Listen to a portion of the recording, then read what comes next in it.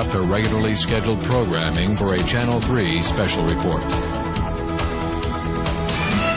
Good evening. I'm David Barrows. Jonathan Shaw is on assignment. We apologize for our earlier coverage of the so-called Madison race riots. Reports coming in now indicate the violence is neither racially motivated nor restricted to the greater Madison area.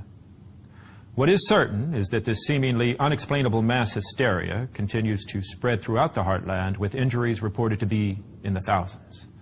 We now go live to Catherine Lanphier at St. Augustine Memorial Hospital. Catherine?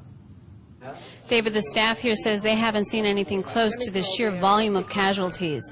Badly injured, very frightened people are pouring in, no exaggeration, by the hundreds. And we're told that most of the injuries are bites, not gunshot or stab wounds, as we were led to believe earlier. Doctors are still at a loss as to the reason behind these attacks, and the situation doesn't seem to be improving. The past few minutes, I've seen 4 ambulances and several cars pull up with victims seeking emergency care. Whatever's going on, it seems to be far from over. David? So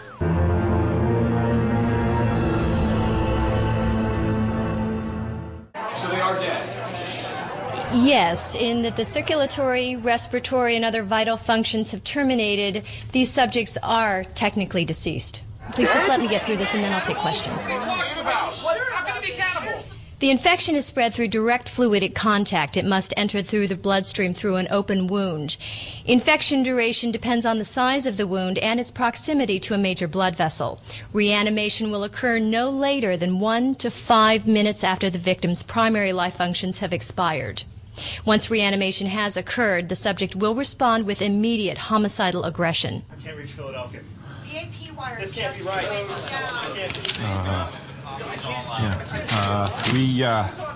We have some startling information from Fran Parker, live at the Hammond County Medical Examiner's Office. Fran, what I'm about to show you is one of the most horrific. Stand back, and I told you, please keep your distance. You can see how dangerous it is. No person has survived this disease. And I can assure you that every victim that has come into this hospital has turned out just like this. They have died on the table. Okay. What has happened though, is that they have actually come back from the dead. So you're telling me this man has come back to life? I know it sounds absolutely impossible, but what we're talking about here is reanimation, but of dead matter.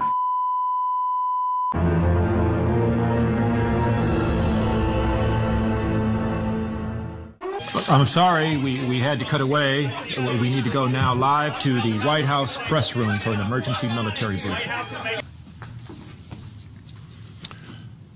As of 8 a.m. Eastern Standard Time, the President has declared the continental United States under martial law. A nationwide curfew of 7 p.m.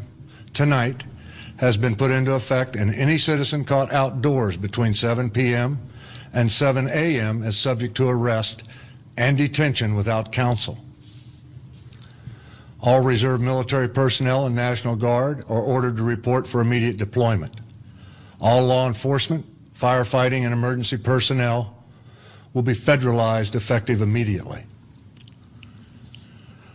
All communications facilities, including the use of landline and cellular telephone facilities, will be reserved for military and rescue operations.